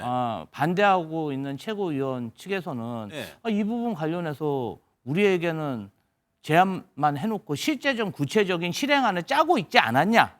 라고 의심할 수 있는 의심을 거죠. 하고 있고 이제 예. 이 문건이 작성된 날짜가 지금 언론이나 이런 데서는 27일로 지금 알려지고 있습니다. 근데 예. 그 시기가 아무래도 이해찬 전 총리의 25일 서거일 이후로 31일까지 저희가 애도 기간이라 예. 모든 당무를 꼭 필수 사항이 아니면 중단하는 그런 시기였습니다. 그렇죠. 예, 그런데 예. 그런 시기에 이런 문서가 작성됐다는 의혹이 제기되다 보니까 예. 아무래도 오늘 아침에 이 통합 관련해서 지금 현재 진행된 상황을 반대하는 예. 최고위원들이 좀 매섭게 지적을 한 것 같습니다. 김주호 대변인께서 다 설명을 해주셨는데 하나하나 볼게요. 일단 마지막으로 시기 부분에서 22일이 정청래 대표가 합당하고 선언한 날이에요. 애도기간 이하춘 전 총리 애도기간이 25일부터 시작이 됩니다. 그런데 작성된 건 27일로 지금 알려져 있어요. 예, 27일로 지금 확인이 되는 것 같고요. 예. 말씀하신 것처럼 만약 27일 날 문서가 작성됐다고 한다면 당 차원에서 소위 합당 논의를 하지 말라고 한 시기에 당 사무처가 이 작업을 했다라고 볼 수 있는 건데 그럼 이걸 진짜 그야말로 의례적으로 작성한 거냐? 예를 들면 당 대표가 이런 제안을 했으니 당 사무처는 여기에 맞게 과거 사례로 새정치민주연합이라고 하는 동등한 합당의 사례가 있었고 예. 열린민주당과 예를 들어 흡수와 합당하는 방식이 있었고 이걸 의례적으로 올린 거냐? 그게 아니라 어떤 가이드라인이 주어지고 네. 그 가이드라인에 입각해서 문서가 만들어진 거냐? 이 두 가지 중에 어느 것이냐 되게 중요하거든요. 왜냐하면 이 문제 문서 중에 보면 소위 지분 문제에 대한 내용이 나와 있어요. 그러니까 예를 들면 최고위원들 한 명을 갖다가 지명직으로 준다거나 예. 또 하나의 더 중요한 문제는 지방선거를 앞두고 공천 과정에서 조국 혁신당에서 합당하는 과정에서 들어오는 사람들에 대해서 페널티를 없애는 예. 이런 조항들까지 다 들어있는 상황이기 때문에 매우 복잡한 이 방정식이 벌어질 수밖에 없는 내용이 거기 들어가 있습니다. 그러니까 민감한 내용들이 상당히 많은 거예요. 그렇죠. 예. 그리고 이제 아직까지 그 내용만 있는 게 아니라 7페이지라고 얘기하니까 다른 내용이 뭐가 있는지 아직까지 모르겠어요. 예. 이런 상황이기 때문에 이 자체가 만약 정청래 당대표 또는 정청래 당대표와 함께 지도부를 구성하고 있는 사람들의 어떤 가이드라인이나 의견이 들어갔다고 한다면 상당히 큰 문제가 발생할 가능성이 되게 높은 거죠. 예. 그렇지 않다고 한다면 의례적인 문건일 것 같은데 의례적인 문건이라고 아무리 얘기해도 그걸 믿겠습니까? 따지고 보면 지금 상황에서. 하나만 여기서 한번 김주호 대변인께 여쭤볼게요. 애도 기간이니까 이제 합당 논의 다 멈춰라라는 당의 지시가 내려왔는데 사무처가 자체적으로 그런 지시가 알아서 작성할 수가 있습니까? 조성래 사무총장이 예. 이것에 대해서 좀 뭔가 회의 자료는 만들어야 되지 않느냐 이런 이야기를 실무자들이랑 이야기했다고 그렇게 오늘 기자 백브리핑에서 설명을 했습니다. 그러니까 정청래 당대표나 뭐 어떤 최고위원들 차원의 어떤 지시나 이런 건 없었고 사무총장 지휘 아래 이런 것이 작성됐다 이렇게 봐야 될 것 같습니다. 그런데 이제 내용 한번 볼게요. 이 내용 보면은 조국 혁신당의 지명직 최고위원을 배분한다라고 얘기가 나와 있습니다. 한번 볼까요, 그 내용? 현 지도부 승계 범위 및 통합 지도부 내 조국 혁신단 측의 배분 비율, 그러니까 지명직 최고위원 등 합의라고 돼 있어요. 그러니까 이게 지도부 구성도 여기 내용이 담겨 있고 탈당해서 돌아온 사람들을 지방선거 공천해서 어떻게 할 거냐도 내용이 담겨 있고요. 그렇죠. 그러니까 이 문제가 왜 중요하냐면 합당 논의를 시작했을 때 소위 이 합당 내용을 몰랐던 당 지도부가 정청래 당대표에게 어떻게 우리는 모르고 조국혁신당이 아는 내용을 제안할 수 있냐라고 문제가 발단되면서 엄청난 파장이 생겼던 문제인데 저 내용 같은 경우도 문서가 만들어져 있습니다만 이미 예를 들면 지분관계에 대한 가이드라인이 다 정해져 있는 거 아니겠습니까? 그랬을 때는 최고위원들도 이 내용을 모르는 부분들이 문서가 작성됐고 정청래 당대표 같은 경우는 나는 모르는 사안이다. 난 보고받지 않았다라고 얘기할지라도 사무총장이 어떻게 지시를 했는지 모르겠습니다만 야 그냥 만들어봐 라고 해서 저렇게 만들었을까라고 하는 또 의혹도 가질 수 있는 거 아니겠습니까? 예. 거기다가 또 제가 아까도 말씀드렸습니다만 이 지방선거는 출마하는 사람들이 너무나 많아요. 근데 그 지역마다 조국혁신당에서 있는 사람들과의 경쟁 관계가 지금도 있었을 것이고 또 만약 합당하는 과정에서 예를 들면 우리는 끝까지 민주당을 지켜왔었는데 예. 조국혁신당에 있는 사람들 같은 경우는 이 당에서 나가가지고 그 당에서 활동을 하다가 들어오는 과정에 대해서 페널티가 없다는 게 말이 되냐 이런 또 여러 가지 예를 들면 잡음들이 발생할 수밖에 없는 문제가 생깁니다. 특히 선거 앞두고 이런 문제는 예민한 정도의 문제가 아니고요. 사단이 나는 경우들이 많이 있어요. 근데 이제 그런 내용들이 저기에 들어가 있으니 당연히 소위 많은 당원들 같은 경우도 문제 제기할 것이고 특히 지도부에 있었던 이 내용들을 모르고 있었던 최고위원들 같은 경우는 이거 계속 자기들을 배제하면서 이런 부분들을 제기하는 거 아니야? 라고 하는 불만이 많을 것이고 왜 이렇게 진행을 하지? 그렇다면 이게 단지 그냥 지방선거를 승리하기 위한 거야? 여기에 예를 들면 물음표가 찍히기 시작하면 당이 좀 복잡한 과정으로 갈 수밖에 없는 상황이어서 저는 또 저 문건이 지금 밖으로 드러난 것 자체가 또 다른 2라운드로 넘어가게 되는 중요한 좀 계기가 되지 않을까 생각이 들긴 합니다. 이게 정치적인 셈법 같은 경우는 오히려 상대당에서 더 분석을 잘해 주시더라고요. 그런 정치적인 셈법이 뭐가 있는 겁니까? 이건 사실 좀 뭐랄까 이건 굉장히 큰 파장이 큰 거예요. 그러니까 생각해 보십시오. 사무총장이 물론 이제 지시할 수 있어요. 당연하죠. 뭐 이제 합당 대표가 선언했으면 후속 조치를 해야 되니까. 근데 이제 문제는 여기에서 너무 디테일하게 했다는 거예요. 물론 사례를 여기에 했다고 치지는데 이게 지난번 예전에 있었던 이제 안철수 대표와 김한길 대표 합당 과정을 통해서 그때 최강욱 최고위원인가 이렇게 받는 과정 뭐 이렇게 해가지고 그 사례를 얘기하면서 타임라인까지 구체적으로 다 얘기를 한단 말이에요. 그러니까 이게 그냥 실무진이 이거 한번 대표가 지시했으니까 우리가 실무 차원에서 한번 검토하기에는 너무 이거는 선이 많이 나간 거고. 초고 드래프트 수준이 아니라. 그럼요. 이거는 이게 무슨 초보입니까? 저희도 뭐 여러 가지 문서를 해봐서 아는데 이 부분은 사실상 어찌 보면 당의 내부 방침 정도로 봐야 되는데 이게 너무 빨리 나가버리니까 대표가 당황해가지고 나 보고받은 바도 없고 이제 말하자면 선긋기를 하는데 제가 보기에 이제 이 문제가 이제 조국혁신당에게는 굉장히 자존심을 건드린 게 돼버렸고 그다음에 이 과정에서의 절차라든가 이런 것들이 이런 것들도 무시되지만 더 중요한 거는 가치와 명분이 뭐냐 그러면은 여기에 대한 본원적 질문을 또 남기고 있는 사안이라서 그리고 지금 친명계에서는요 굉장히 반발을 한단 말이에요. 근데 친명계에서 반발하신 분들의 수준을 잘 보면은 대통령하고 굉장히 가깝거나 내밀하게 소통하는 분들인데 이분들이 이렇게 일제히 이렇게 포문을 연다는 거는 대통령도 지금 탐탁지 않게 생각한다는 얘기거든요.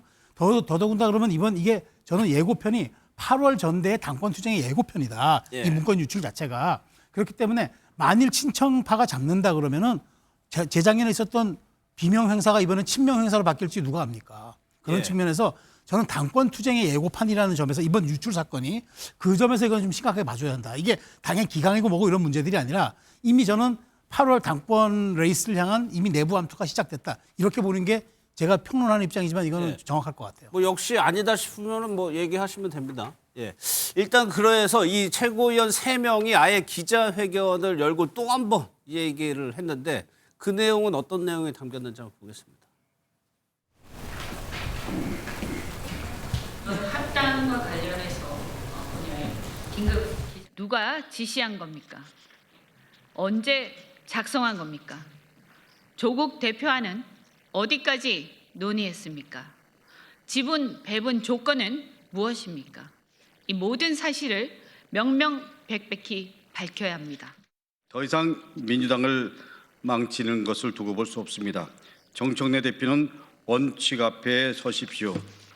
지금 필요한 것은 결단입니다.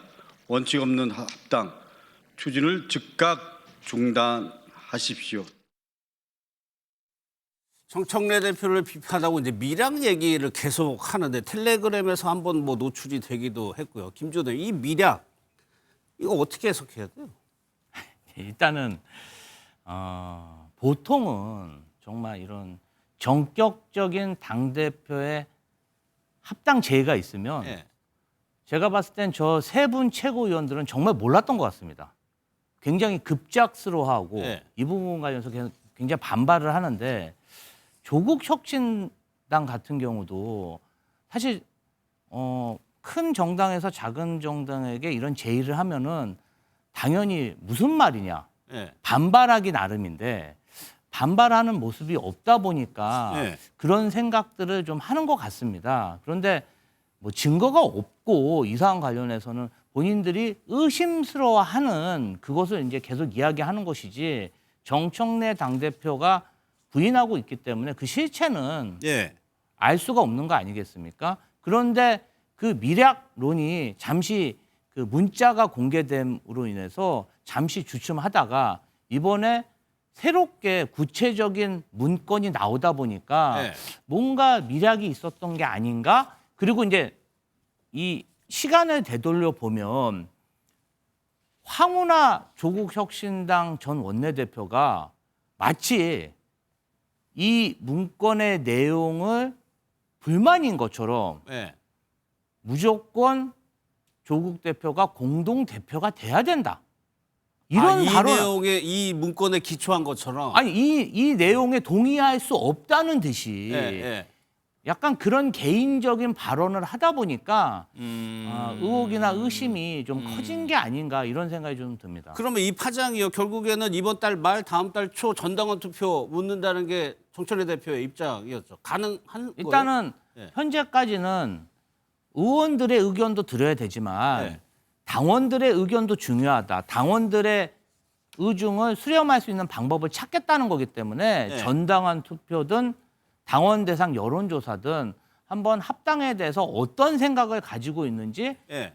알아보겠다. 이제 이런 입장이 확고한 것 같습니다. 아니 근데 지방선거가 지금 코앞이기 때문에 이거는 사실상 며칠이라고 뭐 못 봐올 수는 없지만 데드라인이 정해져 있는 거거든요. 적어도 3월 이전에는 다 모든 네. 것이 끝나야 되는 상황일 수밖에 없는 건데 그러니까 그래서 지금 정청래 당대표 같은 경우는 국회의원들은 여기에 대해서 다양한 얘기를 하고 있지만 당원들의 의견을 들어봐야 된다고 얘기하는데요.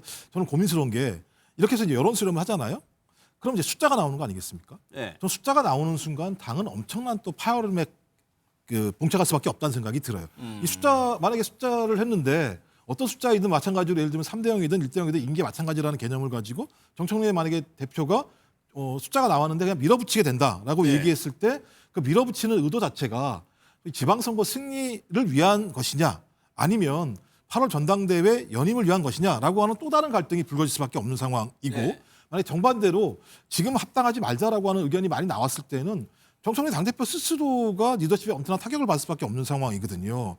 저는 그래서 두 가지 다 어떤 그 당원들의 어떤 여론조사의 숫자가 나오게 되면 어떤 형태로든지 봉합하기가 되게 어려운 국면으로 갈 수도 있다라는 생각이 들어서 그래서 지금 국회의원들이 중간에 중재안을 내는 게 뭐냐면 지방선거 때까지는 합당 논의를 하지 말자. 이후에 하자. 그러니까 우리가 네. 합당에 대해서 반대하는 게 아니다. 하지만 지방선거 이전에 이 문제를 가지고 가게 됐을 때는 당이 분란만 많아지게 되고 지방선거에서 단일한 대우를 가지고 갈 수 없을 가능성이 있으니 예. 6월에 이후에 하고 또 8월에 전당대회가 존재하기 때문에 민주당과 조국당이 선거연대와 그다음에 이후에 합당 논의를 TF 같은 경우 만들어서 계속 논의를 하고 나서 8월 전당대회쯤에 각 정당 당원들한테 묻고 그것이 끝나고 나면 정기국회가 열리는 10월 이전에 9월 달에 예. 합당 절차를 밟은 길도 분명히 있거든요. 저는 돌아갈 수 있는 길이 있는데 왜 이런 것을 계속 주장하고 부닥치려고 하는가라고 예. 하는 부분이고요. 또 내부에서 그런 얘기도 있잖아요. 합당을 한다고 해서 지방선거를 압승한다라고 하는 논리적 증거가 있는가에 대한 또 논의도 다시 벌어지고 있는 상황이기 때문에 여기에 지분과 공천 문제까지 결합되게 되면 당이 상당히 분란 속에 빠질 수밖에 없는 측면이 있다. 좀 그래서 좀 어떤 형태로든지 중재안을 도출해내는 것이 저는 정청래 당대표의 리더십을 유지하고 또 확보하는데도 유의미한 길이 아닐까 저는 생각을 합니다. 지금 당내 갈등을 보셨지만 또 민주당과 혁신당 간에 조금 논란이 되는 부분이 그 숙주 논란입니다. 어떤 내용인지 영상을 한번 직접 보겠습니다. 대통령이 되어 나라를 책임질 생각이 있다면 빨리 합쳐야 한다. 큰 배를 띄우려면 본류를 타야 한다.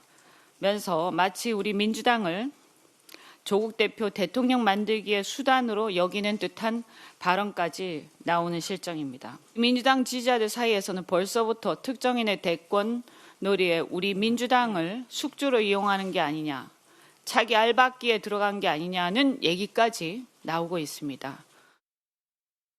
이 숙주 죄송합니다마는 정당 숙주 삼아서 정치하는 데는 가장 그 능숙하신 분이 그분이 아마 당정이 한 7번 8번 바뀌었죠. 정당을 숙주 삼는 원천 기술 보유자께서 그런 말씀을 하시니까 상당히 이례적이고 당황스럽더라. 그러니까 이현주 최고위원이 특정 인물의 대권 놀이에 민주당이 숙주로 이용되는 거 아니냐. 특정 인물이 이제 조국 대표를 지칭하는 것 같습니다. 그런데 조국혁신당에서 이현주 최고위원을 공격하는 대응으로 나오고 있어요. 이러다 보니까 유기천 부위원장님, 조국혁신당에서 아주 굉장히 자존심 상할 수 있는 말이지만 이 판 자체를 흔드는 발언들은 안 나오고 있거든요. 조국혁신당은 지방선거 이전에 값을 후하게 받아서 합당을 해야 되는 상황이죠. 예. 왜냐하면 현재 지지세 등을 볼 때 합당을 해야 되는 일이 있는 것 같고, 만약 지방선거 이후로 넘어가게 되면 사실 합당 필요성을 상당히 적게 판단받을 거예요. 그것들은 이제 합당 반대파에서는 그 상황을 보자는 것이고, 합당을 좀 했으면 좋겠다, 그런 측에서는 그런 상황을 염려해서 빨리 하고자 하는 거라고 저는 봅니다. 네. 그 이면에는 뭐냐면 지방선거에 미칠 영향은 명분은 사실 정청래 대표가 맞죠. 합당을 하는 것이 진보 지정 내에서 경쟁자 하나를 줄이는 거기 때문에 실제 그 부분은 지방선거에는 유리하죠. 그러나 본인들의 실제 지향점은 이제 지방선거보다는 당내 역학관계라고 보여지죠. 예. 당내에서 친노 친문 세력들이 같이 들어오게 되면 어쨌든 다음 차기 당대표 선거나 그에 있을 대권, 심지어는 당대표가 갖는 공천권까지 고려한다면 상당히 중요한 시기이기 때문에 저는 그런 것들을 알기 때문에 저렇게 첨예하게 대립하는 거죠.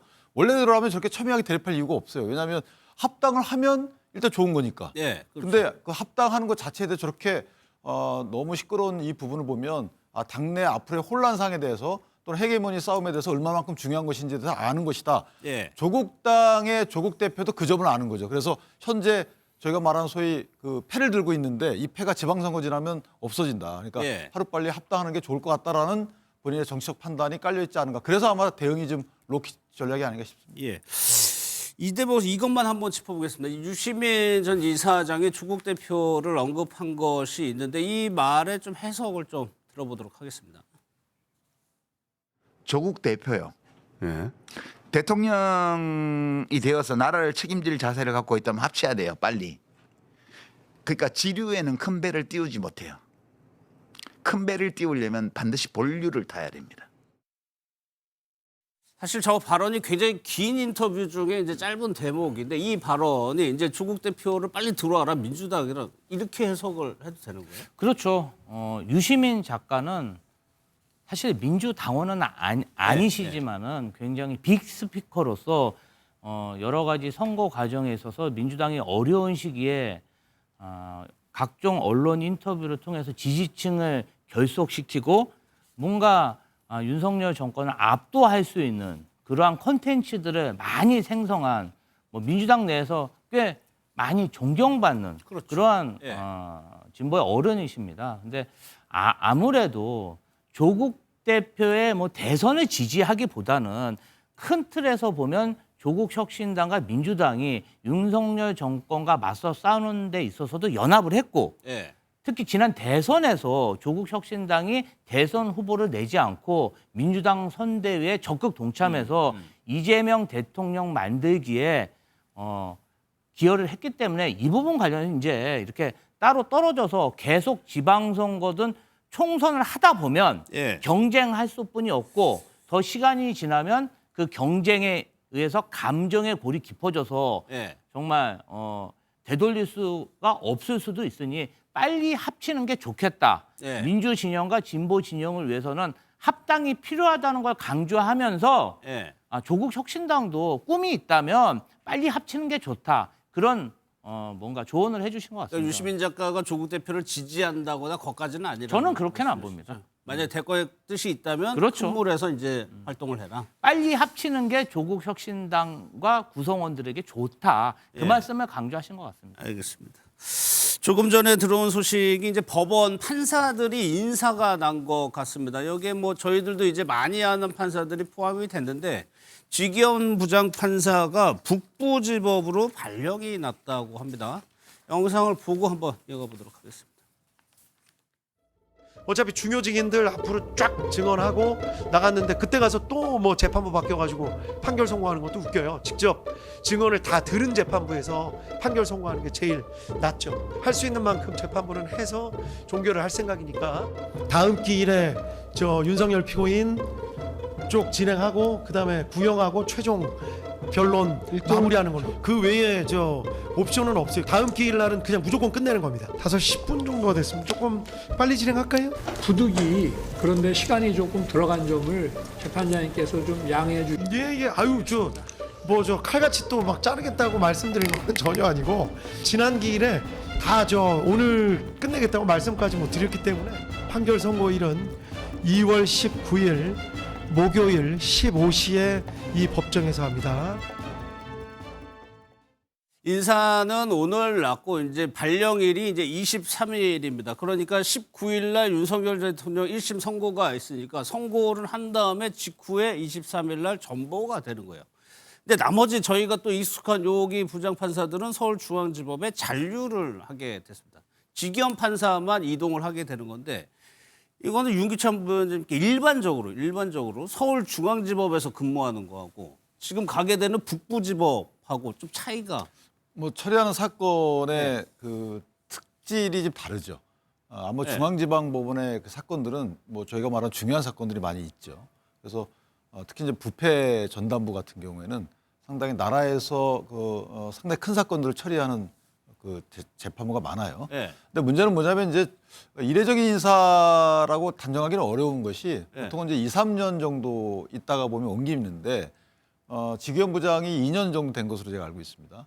나머지 이제 우인성 부장은 이제 2년 차가 되는 거고 백대현 부장은 이제 온 지 1년뿐이 안 됐기 때문에 막 그런 차이가 좀 있어서 다만 예전에 보면은 예전 문재인 정부 시절에 특정재판부 같은 게 4년까지 있었던 적이 있어요. 그래서 그것이 이례적인 거고 이 부분은 뭐 굳이 조금 한 1년 더 있어도 될 건데 이런 생각 들지만 어쨌든 2년에 그 전출 명령이 나는 것도 뭐 제가 볼 땐 그 범위 내이다 이렇게 평가합니다. 그러면 법원 자체를 중앙에서 북부지법으로 간 거를 좌천이라고 해석하면 과한 해석. 그렇진 않죠. 그거는 이제 뭐 통상 중앙에 오래 있지 못합니다.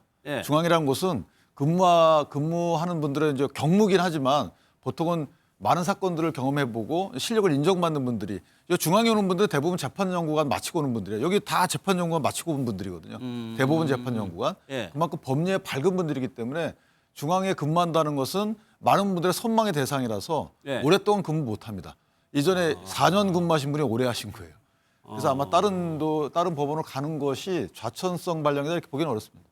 그래도 뭐 일단 윤석열 전 대통령 선고가 아무래도 마지막 뭐 일일 것 같네요. 그렇죠. 2월 19일 날 재판 받게 되면 어차피 선고가 되고 난 다음에 2심부터는 내란 전담 재판부에서 재판을 하고 아무래도 그래서 형사 1부와 12부로 결정이 된 상황이기 때문에 저는 뭐 당연히 지기현 판사 문제 관련해서 법원행정처도 고민이 많았을 거라는 생각이 들긴 해요.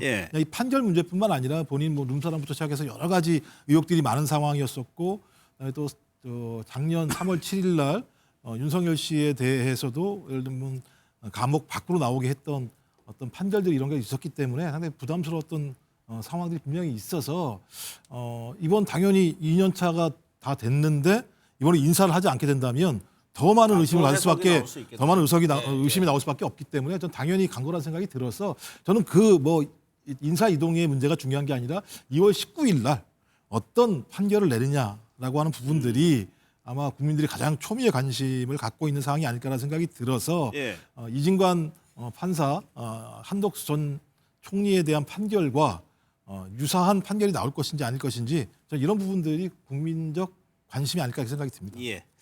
어제 명태균 씨와 김영선 전 의원이 무죄를 받았죠. 판결문에 이제 좀 구체적인 내용들이 나오고 있습니다. 가장 궁금한 점은 저희들이 많이 알고 있는 그 대통령과 명태균 씨의 녹취 이게 아무런 영향이 없었다는 결과적으로 없었다는 말이 되는데 이 부분이 어떤 대목인지 영상을 보고 좀 살펴보겠습니다.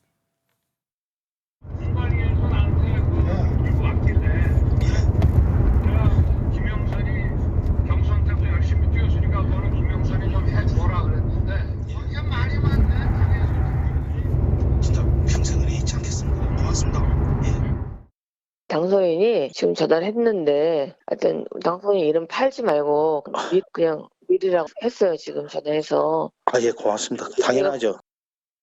어쨌든 명태균이의 덕을 봤잖아. 덕을 다 봐갖고 국회의원이 됐기 때문에 내가 사실은 도의적인 이제 책임을 지고 어떻게 내가 감당할 수 있는 건 감당하려고 그러는 거야.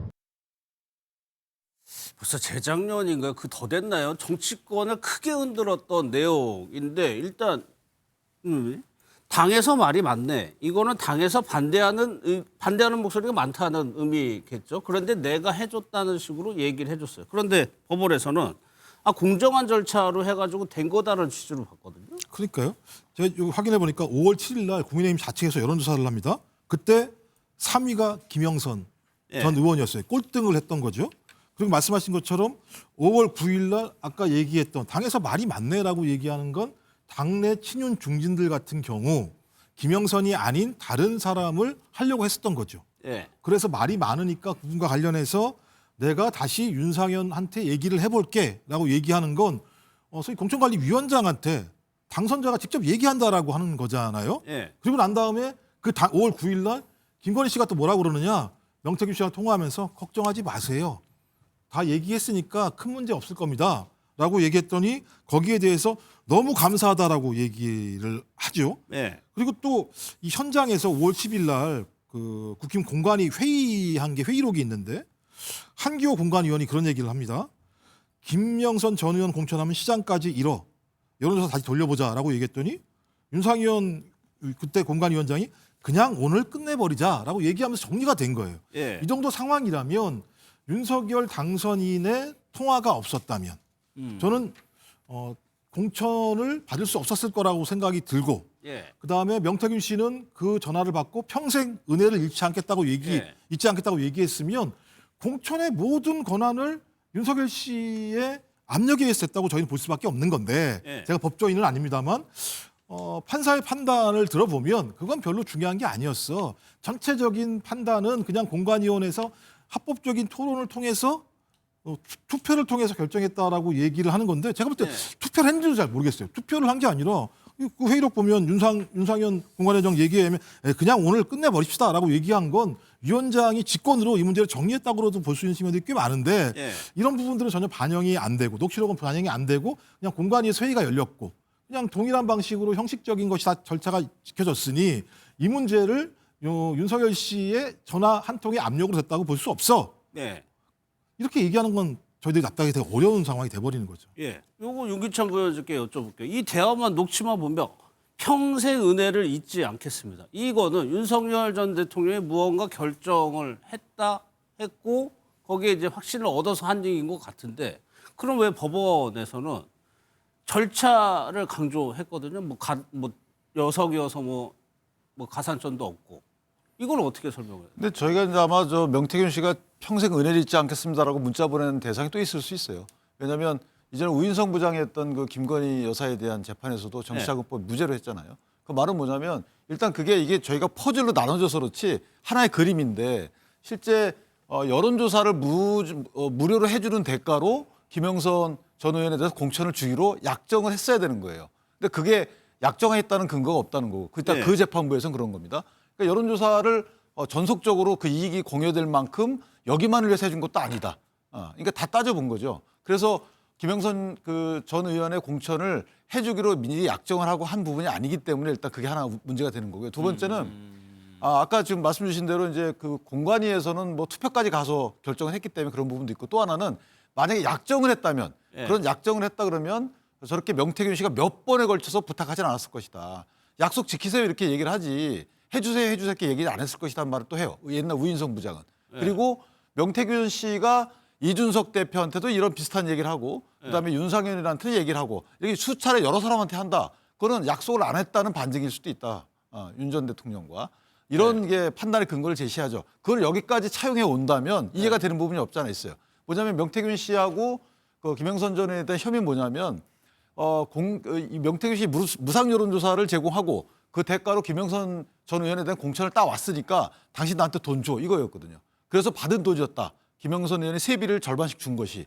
근데 재판부는 그런 앞에 제가 말한 전제가 무너졌고 두 번째는 세비는 차용금하고 그다음에 본인의 뭐 특별보좌역인지 여기에 대한 대가다. 노력한 대가이기 때문에 이거는 공천에 대한 대가로 보기 어렵다라고 구체적으로 되게 자세히 따져요. 그래서 저희가 볼 때 공천에 영향력을 행사했다고 보여져요. 제가 보더라도. 열심히 뛰었으니까. 그런데 이것만 갖고 된 게 아니고 대가 관계가 인정이 안 됐는 거 아니에요. 그것 때문에 한 게 아니다. 그게 하나의 기준이 약속 약정이라는 말씀이세요? 약속 약정과 대가 관계가 인정이 안 된다. 아 그런데 공천처럼 이렇게 예민한 문제를 약속하고 막 그렇게 하나요? 지금 그래서 지금 뭐 일각에서는 그 판결에 대해서 지금 납득하기 어렵다는 얘기도 나오는데 예. 저는 이제 이 사건의 얼개 구조가 저는 간단히 지금 윤 변호사 잘 설명하셨는데요. 이게 핵심은 그거예요. 명태균 씨가 결국 자기 장사하기 자기 장사하고 내 사업 홍보해서 지방에서 서울로 진출하기 위해서 그렇게 다방면으로 노력을 했던 것이 예. 그것이 이제 그 말하자면은 이게 다 전부 이게 공천 대가라든가 돈이라든가 옥시장 이런 부분들까지 결국 연계가 될 거라고 저는 생각을 하는 거예요. 그러니까 무관함이. 그러니까 저는 이게 결국에는 명태균이라는 사람의 독특한 퍼스널리티와 그다음에 본인이 지방에서 뭔가 이쪽에서 이제 좀 이름 알려졌지만 중앙무대에서 하기 위해서 김종인, 이준석, 윤석열 전 대통령 부부 다양하게 오세훈 시장까지 전부 이렇게 광범위하게 문어발로 영업을 하는 게 그 자체가 이미 본인의 이익을 위해서 뛴 거기 때문에 다른 사람과 대가성으로 연결할 수 없다는 게 이 법의 큰 취지라고 저는 보기 때문에 지금 명태균 판결도 결국 그렇게 나간 거잖아요. 그러니까 김명선이 그렇게 본인이 김명선과의 관계는 약간 특수한 것 같아요. 그래서 본인이 이제 거기에 대한 대가, 그러니까 수고비에 대한 개념으로 이제 돈을 준 거지 공천에 대한 대가로 준 건 아니다라고 하기 때문에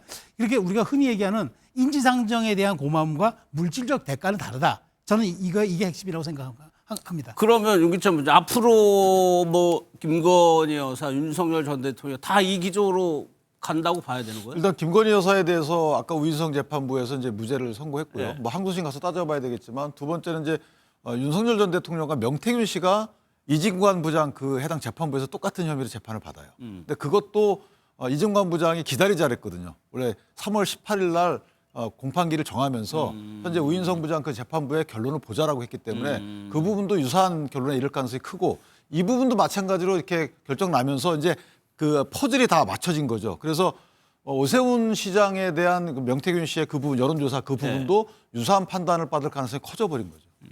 알겠습니다. 근데 이제 저는 이 재판부가 명태균 씨와 김영선 씨를 정치적 공동체로 봐야 했나 아니면 노동자와 고용인 관계로 봐야 되나. 지금 노동자와 고용인 관계로 본 거 아닙니까? 그런데 아무리 봐도 이 급여액이 국회의원이 쓸 수 있는 보좌관 거의 연봉이 1억에 가깝습니다. 훨씬 못 미치는 돈을 명태균 씨가 배분받았어요. 그리고 그 지역 사무실의 위치는 제위인 총괄본부장 그리고 많은 사람들이 증언하기를 김영선 국회의원도 명태균 씨 앞에서는 쩔쩔맸다. 그러면 이것은 고용관계는 아니었죠. 돈이 문제가 아니었고 저는 정치적 동업관계였다. 이렇게 봐야 되는데 어떻게 이런 비상식적인 논리 구조로 판결을 했는지 많이 의심스럽습니다. 알겠습니다. 또 이제 법원의 판단을 받아야 하는 사람이 있죠. 강선우 의원과 김경시 의원인데 구속영장이 신청이 됐습니다. 영상을 좀 보도록 하겠습니다. 경찰 조사에 최선을 다해서 성실하게 그리고 충실하게 임했습니다. 1억 원 전세 자금으로 활용하신 거 정말 아닌가요? 불체포 특권 그대로 유지하십니까? 김경전 시의원이 그렇다 치더라도 강선우 의원 같은 경우에 현역 의원이기 때문에 국회를 거쳐야 되는 상황이잖아요. 그렇죠. 뭐 당연히 말씀하신 것처럼 본인이 아무런 발언을 하지 않게 된다면 국회의원들의 표결에 의해서 결정될 수밖에 없는 상황인데요. 또 저는 이 문제 관련해서는 강선우 의원이 자기 입장을 명확히 밝힐 필요가 있다고 생각을 해요. 이 문제가 예를 들면 과거처럼 뭐 검찰이 수사를 왜곡하거나 이런 조작을 하거나 이런 문제가 벌어져서 정권의 하명에 의해서 수사를 했다 이런 것이라고 한다면 당연히 그 부분에 대해서는 본인의 어떤 무고함을 밝히기 위해서라도 구속되지 않은 상황에서 수사받는 게 맞다고 생각이 들 수 있을지 모르겠습니다만 지금 상황은 일단 본인 스스로가 자기 입으로 1억이라고 하는 얘기를 했잖아요. 김병기 의원하고 통화 과정의 녹취 내용이. 그러니까 1억을 받은 건 사실이란 말이에요. 사실이라고 얘기한다면 본인이 무죄라고 얘기한다면 그것을 탈당했던 민주당의 의원들한테 나를 좀 보여주세요라고 얘기하기보다는 오히려 법원에 가서 자기가 무죄라고 얘기한다면 법원을 통해서 자기가 불구속 상태에서 수사를 받는 게 맞다라고 하는 부분을 입증하는 게 맞다. 예. 저는 그런 방식으로 이 문제를 돌파해야지. 예. 민주당 입장에서 마찬가지입니다. 구체적인 녹취 내용들을 많은 국민들이 다 들었어요. 예. 그럼에도 불구하고 이것을 보장해 준다라고 얘기하는 건 적어도 민주당 의원들이 강선 의원은 아무런 죄가 없어라고 하는 공감대가 있어야 되는 거거든요. 예. 근데 거기에 대한 공감대를 지금 가지고 있나?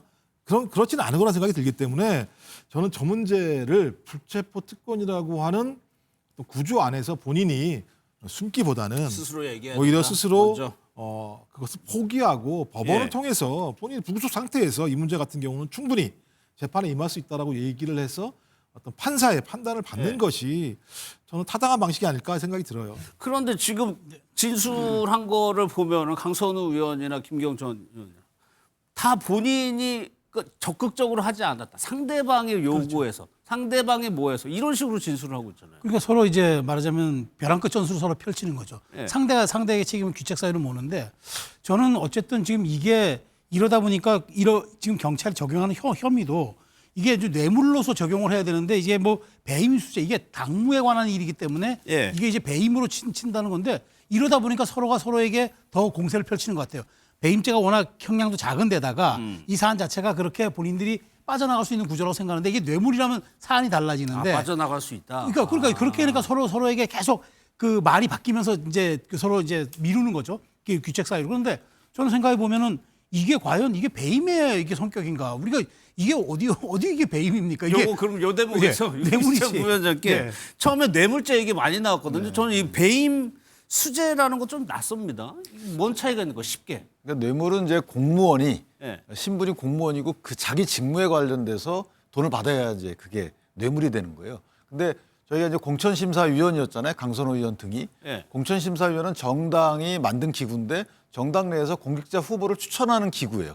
정당은 공무원이 아니에요. 그거는. 그러니까 공천위원회 자격에서 돈을 받은 거기 때문에 이건 공무원이 받은 뇌물이 아니다 해서 배임 수재를 의율한 건데 이게 배임 수재를 의율한 판례가 있어요. 그래서 아마 경찰이 뒤져가지고 판례를 찾아낸 것 같고요. 경찰이 처음에 압수수색할 때는 뇌물로 적시를 했었거든요. 이제 그건 실수했던 거죠. 제가 볼 때는. 근데 영장 단계에서는 저걸 뇌물로 무리하게 적용하게 되면 법원에 가서 기각될 가능성이 있기 때문에 아주 보수적으로 평가를 한 거예요. 안전하게? 그렇죠. 안전하게 한 건데 저는 이 시점에서 정치권이 해야 될 일은 예. 지금 다들 뇌물이라고 보시잖아요. 그러니까 저 부분은 법 한 줄만 넣으면 되거든요. 정당법에다가 또는 공선법에다가 공직자 후보 추천 업무는 그 위원들은 그 공무수행 과정에서는 공무원으로 의지한다. 이 조항만 넣으면 그냥 뇌물이 되는 거예요. 그래서 근데 그런 부분 안 넣겠죠 국회의원들이?